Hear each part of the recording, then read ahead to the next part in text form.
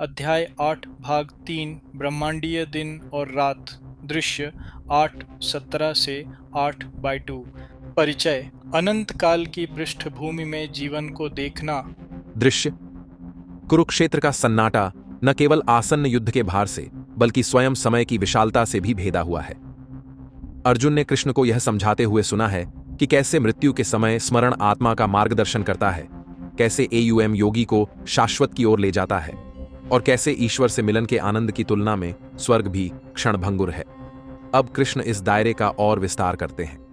प्रश्न अब केवल एक जीवन या एक मृत्यु का नहीं है, बल्कि स्वयं सृष्टि का है, दिन रात के ब्रह्मांडीय चक्रों का है, जो अरबों मानव वर्षों तक फैले हुए हैं। तब प्राचीन दर्शन में समय रेखीय नहीं बल्कि चक्रीय था। वैदिक ऋषियों ने कल्पों की बात की, जो सृष्टि और प्रलय के विशाल चक्र हैं। ब्रह्मांड के रचयिता ब्रह्मा का एक दिन मानव कल्पना से भी अधिक लंबा होता है। भोर में सृष्टि प्रकट होती है, संध्या होते ही सब कुछ अव्यक्त में विलीन हो जाता है। बार बार लोक उत्पन्न होते हैं और लोक नष्ट होते हैं। अब कृष्ण प्रकट करते हैं कि ये चक्र यद्यपि विस्मयकारी हैं, फिर भी अनित्य हैं। केवल ब्रह्मा के दिन और रात्रि से परे परम तत्व ही अछूता रहता है। अर्जुन के लिए यह आश्चर्यजनक है। उसके समक्ष युद्ध यद्यपि अत्यावश्यक है, ब्रह्मांडीय समय के महासागर में एक क्षण भंगुर लहर है। अब हमारे आधुनिक विश्व में इस दृष्टिकोण की तत्काल आवश्यकता है। हम ऐसे जीते हैं मानो नौकरी, राजनीति, संपत्ति ही हमारी चिंताएं हैं। यह भूल जाते हैं कि सभ्यताएं भी उत्थान और पतन का अनुभव करती हैं। कृष्ण हमें दूर से देखने, जीवन को अनंत काल की पृष्ठभूमि में देखने के लिए आमंत्रित करते हैं। ब्रह्मांडीय दिन और रात अहंकार को विनम्र करते हैं। हमारा जीवन काल पलक झपकने के बराबर है। हमारी विजय और असफलताएं यद्यपि वास्तविक हैं, ब्रह्मांड की विशाल लय की तुलना में छोटी है। इसका उद्देश्य जीवन को छोटा करना नहीं, बल्कि उसे अहंकार से मुक्त करना है। जब हम अपनी लघुता को देखते हैं तो हम अपनी अमूल्यता को भी देखते हैं। हम ईश्वर द्वारा पोषित एक चित्रपट के धागे हैं। यह शिक्षा मृत्यु के भय को भी दूर करती है। यदि तारे और आकाश गंगाएं भी विलीन हो जाएं, तो व्यक्तिगत मृत्यु कोई विसंगति नहीं बल्कि लय का एक हिस्सा है। मुख्य बात यह है कि अनित्य चक्रों से चिपके न रहें, बल्कि उनसे परे शाश्वत के साथ एकाकार हो जाए। कृष्ण अर्जुन को आश्वस्त करते हैं कि जो लोग उन पर अपना हृदय स्थिर करते हैं, वे ब्रह्मा के दिन और रात से भी परे होते हैं। वे अविनाशी काल से अछूते उस तक पहुंच जाते हैं। फोकस। इस खंड का मूल है विनम्रता और दृष्टिकोण। विशाल ब्रह्मांडीय व्यवस्था के भीतर जीवन को देखकर हम अहंकार की पकड़ तोड़ देते हैं। जो कुछ भी जन्म लेता है वह विलीन हो जाएगा, लेकिन शाश्वत बना रहता है। उसमें स्थिर हो जाओ और तुम मुक्त जीवन जियोगे। दृश्य 8:17 ब्रह्मा का एक दिन। दृश्य कृष्ण समझाते हैं, जो लोग जानते हैं कि ब्रह्मा का एक दिन 1000 युग तक रहता है और ब्रह्मा की एक रात भी 1000 युग तक रहती है, वे समय की सच्चाई को जानते हैं। तब कृष्ण ब्रह्मांडीय समय का अनावरण करते हैं। सृष्टिकर्ता ब्रह्मा का एक दिन 4 युगों के 1000 चक्रों के बराबर होता है, जो अकल्पनीय रूप से विशाल है। उनकी रात्रि भी उतनी ही लंबी है, जिसमें सृष्टि अव्यक्त में विलीन हो जाती है। जब ब्रह्मा जागते हैं तो लोकों का पुनर्जन्म होता है। जब वे सोते हैं तो वे विश्राम में लौट जाते हैं। यह लय अनंत काल तक चलती रहती है। अर्जुन के लिए यह सभी चिंताओं को बौना कर देता है। उसका युद्ध, उसके भय, यहाँ तक कि उसकी विजयें भी ब्रह्मा के दिन की चिंगारियां मात्र हैं। ब्रह्मांडीय चक्रों की विशालता के आगे युद्ध क्षेत्र सिकुड़ जाता है। अब यह दृष्टि हमारे मन को भी विस्तृत करती है। आधुनिक विज्ञान अरबों वर्षों की बात करता है, तारों के जन्म और मृत्यु की, आकाश गंगाओं के घूमने की। गीता भी ऐसा ही विस्मय प्रदान करती है। समय इतना विशाल है कि मानव जीवन सांसों की तरह लुप्त हो जाता है। इसे देखकर हम विनम्र हो जाते हैं। ब्रह्मा के दिन के सामने रखे जाने पर कार्यालय का तनाव, राजनीतिक नाटक, धन की होड़, ये सब अपना महत्व खो देते हैं। फिर भी यह हमें ऊपर उठाता है। हम एक ब्रह्मांडीय लय में भागीदार हैं, न कि अलग थलग दुर्घटनाएं। इसे पहचानने से हम अहंकार और निराशा दोनों से मुक्त हो जाते हैं। हम केवल तात्कालिकता को ही नहीं, बल्कि शाश्वतता को भी महत्व देना सीखते हैं। फोकस। ब्रह्मा का एक दिन सभ्यताओं से भी लंबा होता है।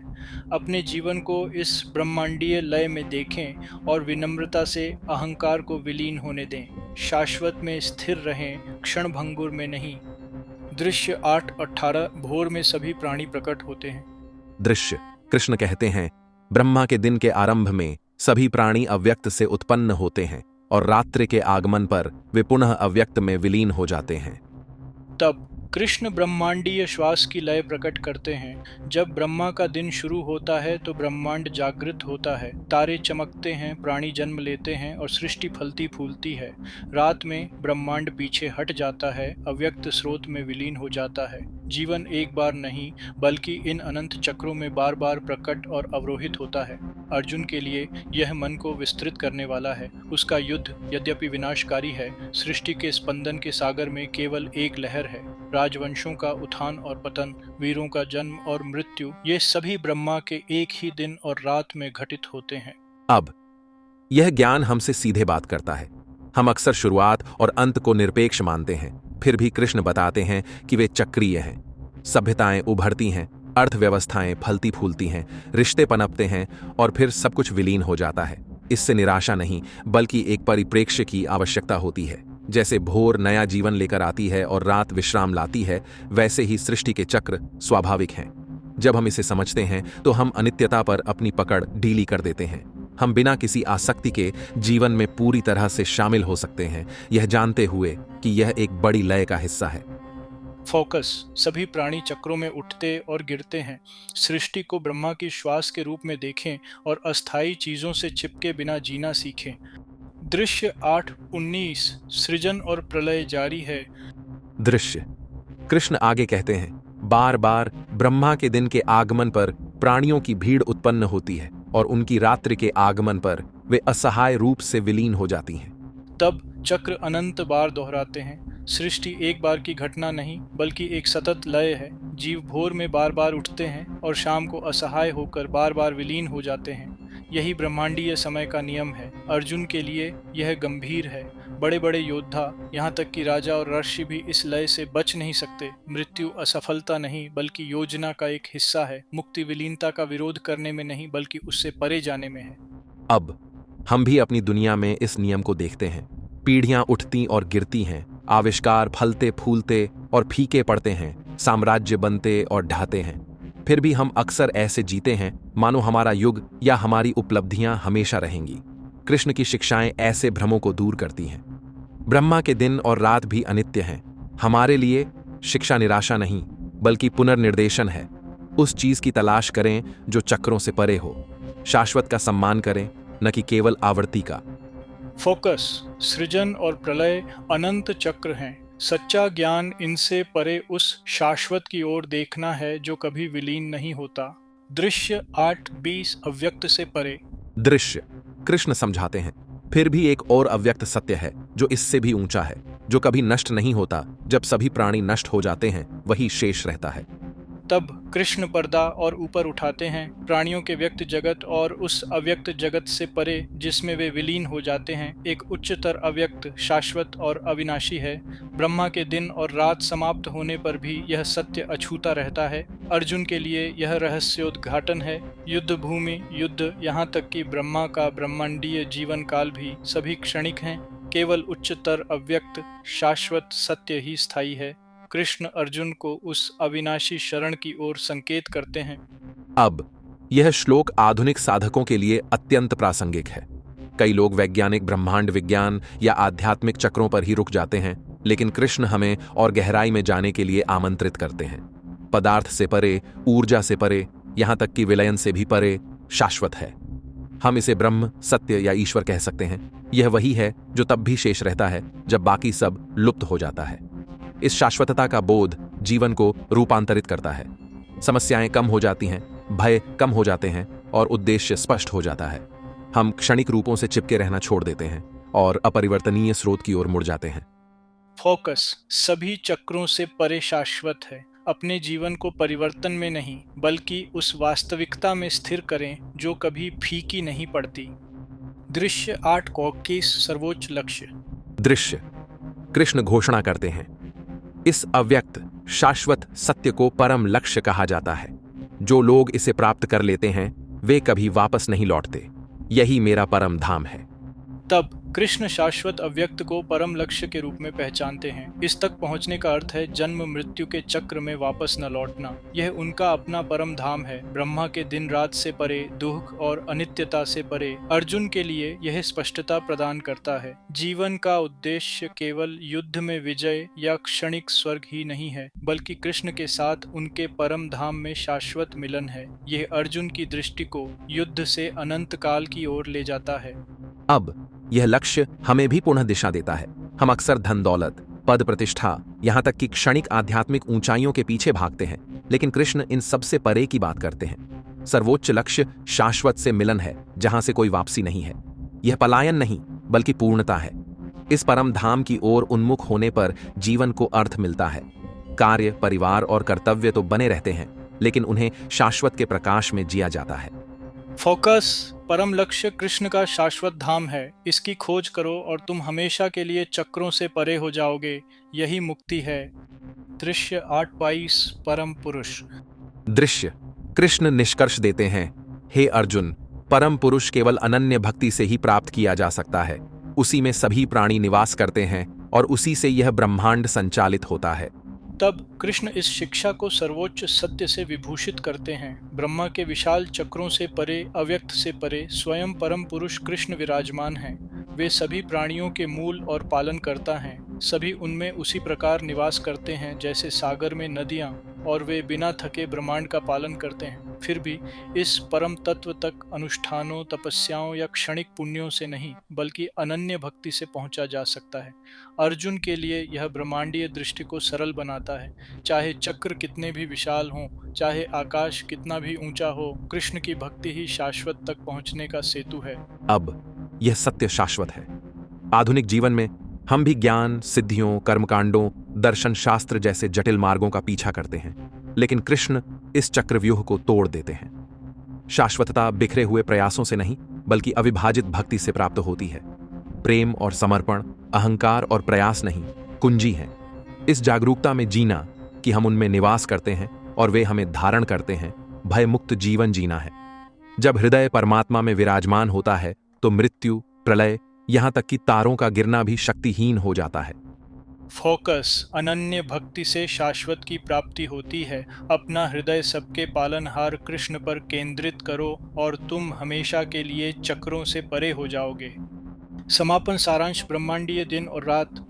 दृश्य जैसे ही यह खंड समाप्त होता है, कृष्ण अर्जुन की दृष्टि को युद्ध भूमि से ब्रह्मांड की ओर ले जाते हैं। मृत्यु, युद्ध और मानवीय संघर्षों को नकारा नहीं जाता, बल्कि उन्हें शाश्वतता के संदर्भ में रखा जाता है। गीता की शिक्षा व्यक्तिगत से ब्रह्मांडीय स्तर तक पहुंचती है, यह दर्शाते हुए कि कृष्ण के परम धाम की तुलना में ब्रह्मा के विशाल चक्र भी अनित्य हैं। तब शिक्षा चरणों में प्रकट होती है।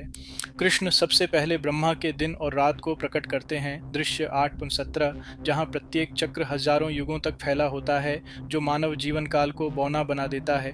भोर में प्राणी उत्पन्न होते हैं, संध्या के समय वे विलीन हो जाते हैं। दृश्य 8:18, यह चक्र अनंत बार दोहराया जाता है, जिसमें बार बार असंख्यों का सृजन और विलीनीकरण होता है। दृश्य 8:29, फिर भी इस व्यक्त और अव्यक्त से परे एक उच्चतर अव्यक्त है जो प्रलय से अछूता है। दृश्य 8b, यह शाश्वत वास्तविकता सर्वोच्च लक्ष्य है, जहां पहुंचकर लोग कभी वापस नहीं लौटते। दृश्य 8g, अंत में कृष्ण घोषणा करते हैं कि यह परम पुरुष जो सबका स्रोत और पालन करता है, केवल अनन्य भक्ति से ही प्राप्त होता है। दृश्य 8d। अर्जुन के लिए यह दृष्टिकोण सब कुछ नया परिभाषित करता है। वह जिस युद्ध का सामना कर रहा है, वह भयंकर होते हुए भी अस्थायी है। राजवंशों का उत्थान और पतन ब्रह्मा के काल में होने वाली लहरों के समान है। यहां तक कि स्वयं ब्रह्मांड के रचयिता भी काल से बंधे हैं। केवल कृष्ण जो शाश्वत पुरुष हैं ही इससे परे हैं। मार्ग कर्तव्य से बचने या क्षणिक स्वर्ग की खोज में नहीं है, बल्कि उस भक्तिमय जीवन में है जो काल और शाश्वतता के बीच सेतु का काम करती है। अब ये ज्ञान आज हमारे जीवन को नया आकार देता है। हम तात्कालिकता, समय सीमाओं, विवादों और महत्वाकांक्षाओं में उलझे रहते हैं। कृष्ण हमें एक कदम पीछे हटने और अपने जीवन को ब्रह्मांडीय परिप्रेक्ष्य में देखने के लिए आमंत्रित करते हैं। ब्रह्मा के दिन के सामने हमारा जीवन काल पलक झपकने के बराबर है। अनंत काल के सामने हमारी सबसे बड़ी सफलताएं और असफलताएं सिमट जाती हैं। इसका उद्देश्य जीवन को छोटा करना नहीं, बल्कि उसे अहंकार और निराशा से मुक्त करना है। जब हम ब्रह्मांडीय लय में अपनी लघुता देखते हैं तो हम अपनी गरिमा भी देखते हैं। हम उसी परम पुरुष द्वारा पोषित हैं जो तारों को धारण करता है। यह दर्शन मृत्यु के भय को भी दूर करता है। यदि संसार भी विलीन हो जाए तो व्यक्तिगत मृत्यु विसंगति नहीं बल्कि लय है। कुंजी यह है कि जो बीत जाता है उससे चिपके न रहें, बल्कि जो स्थायी है उसमें स्थिर रहें। कृष्ण हमें आश्वस्त करते हैं कि भक्ति ही सेतु है। केवल कर्मकांड नहीं, केवल तपस्या नहीं, केवल बौद्धिक अभिमान नहीं, बल्कि सरल एकनिष्ठ भक्ति ही आत्मा को चक्रों से परे ले जाती है। जटिलता से ग्रस्त इस संसार में यह शिक्षा मुक्तिदायक है और यह दृष्टिकोण विनम्रता को जन्म देता है। संपत्ति, शक्ति या ज्ञान से हमारा अहंकार बढ़ता है, लेकिन कृष्ण का दर्शन हमें विनम्र बनाता है। हम जो कुछ भी बनाते हैं वह अस्थायी है, जो शाश्वत रहता है वह है हृदय की भक्ति। जब जीवन को ईश्वर को समर्पित करके जिया जाता है तो हम चक्रों में नहीं फंसते, हम स्पष्टता के साथ जीते हैं, साहस के साथ मरते हैं और शाश्वत में विश्राम करते हैं। फोकस अध्याय 8 भाग 3 का मूल दृष्टिकोण है। ब्रह्मा के विशाल दिन और रात भी विलीन हो जाते हैं, लेकिन कृष्ण बने रहते हैं। विनम्रता हमें अहंकार से मुक्त करती है और भक्ति हमें शाश्वत में स्थिर करती है। ब्रह्मांडीय लय के प्रति जागरूकता में जिए और अपने हृदय को परम पुरुष में विश्राम दें। तब मृत्यु अंत नहीं बल्कि अनंत काल का द्वार है।